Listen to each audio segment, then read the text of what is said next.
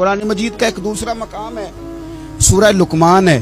حضرت لقمان اپنے بیٹے کو نصیحت کرتے ہیں تو کہتے ہیں یا بنیا، اے میرے بیٹے، اقیم الصلاۃ وامر بالمعروف، ایک تو نماز قائم رکھنا اور دوسرا لوگوں کو نیکی کا حکم دینا، ونہا عن المنکر، اور لوگوں کو برائی سے منع کرنا، وَاصْبِرْ عَلَىٰ مَا أَصَابَكَ، اور اس رستے میں جو تجھے تکلیف آئی اس پر صبر کرنا۔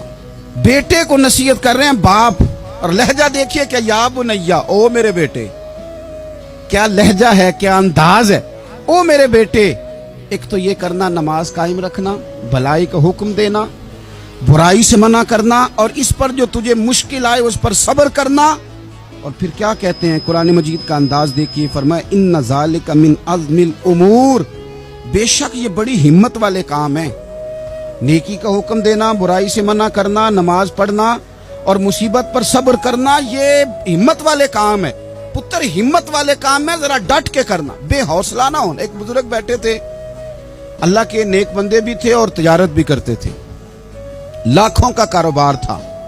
بزرگ بیٹھے ہوئے ہیں تو اچانک خبر ملی کہ حضرت صاحب پڑھا رہے تھے سبق، خبر ملی کہ آپ کا وہ جو ایک جہاز تھا نا، مال بردار، وہ جہاز آپ کا ڈوب گیا پانی میں۔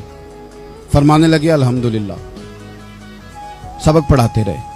2-4 گھنٹے گزرے تو ایک بندہ پھر آیا، اس نے آ کے کہا حضور مبارک ہو، وہ جو جہاز ڈوبنے والی خبر تھی وہ غلط تھی، وہ جہاز آپ کا بالکل ٹھیک ٹھاک ہے، لاکھوں روپے بچ گئے۔ فرمانے لگے الحمدللہ۔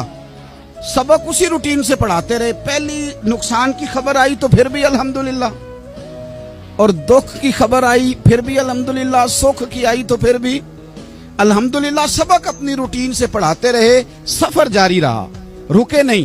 اختتام ہوا تو طلباء کہنے لگے حضور اتنے بڑے نقصان کی خبر آئی، جملہ ہی کوئی نہیں ٹوٹا آپ کا، لفظوں کے اندر کہیں ہم نے اتار چڑھاؤ نہیں دیکھا، حضور چہرے پر کوئی پریشانی نہیں، اور پھر اتنی بڑی خبر ملی خوشی کی، کوئی آپ کی آنکھوں میں روشنی نہیں آئی، کوئی ہم نے آپ کا چہرہ بدلتے نہیں دیکھا، معاملہ کیا ہے؟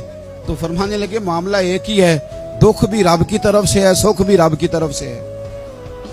تو دکھ قبول محمد بخشا، راضی رہن پیارے۔